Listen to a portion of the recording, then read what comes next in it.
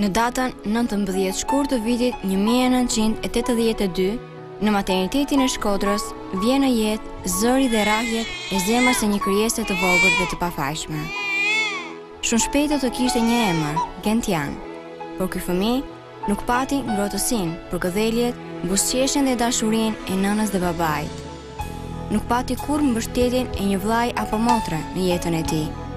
Gjithë vështirësitë e jetës ju deshti përballonte i vetëm me jetën plot të papritura.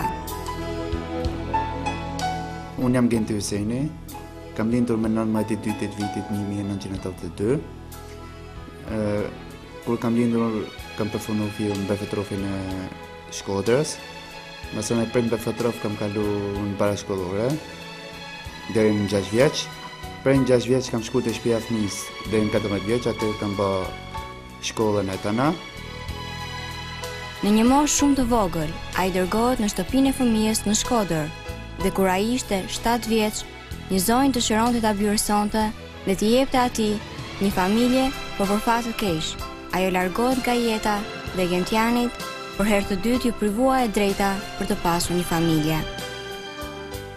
Në klasë 7 pata një fat për më mbjërësu e tana, u banë dokumentat e tana gati.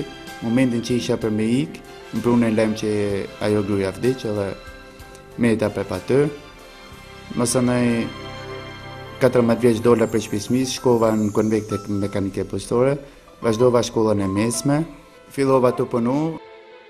Në vitin 2007, ai martohet me Flutrën, e cila është shoqja e tij e jetës.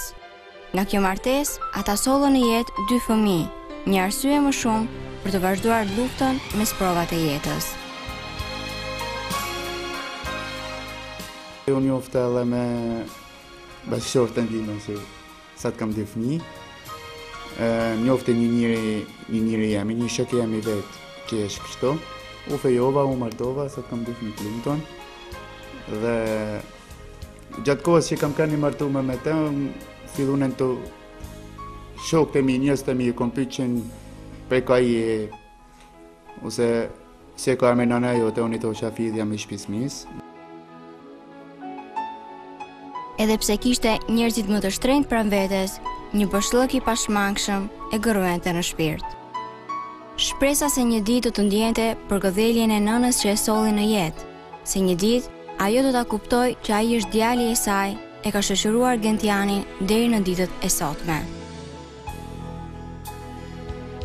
Ja, s'kam kërkuar se herë, se prap mendosha mund t'jetë e martume, ose zori jem, frika jeme, se si mund të më presin, ose e mendosha këtë gjë.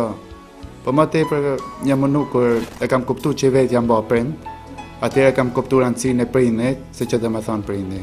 Sepse kur kam kënë beqarë, prap e kam pas mendin në frest, i ri, dhe nuk i kam vunë rëndësi vetit, po kur bashkë me fëmijë kupta që dhe me thonë prindi. Në momentin ku më kalin djali i parë thosha, ku si ka pas mundësi një nanë me elan një fëmijë, qarë halli do të kenë pas një hatë fort, ose do të kenë pas një traumë të madhe që e lënë, se kërkush se lënë fëmijë. Do t'i thoja vetëm një gjatë qkur do t'i thoja, sepse me fol gjatë e ma gjatë është vetëm zemra ajo që e ndjen mungesën e nanës, nuk është kërkush. Edhe momentin kur e kam një taman nanën, ka kënë kur kam luftu me zjedhës e vdekjes që kam bërë 10 operacione të rënda në trup.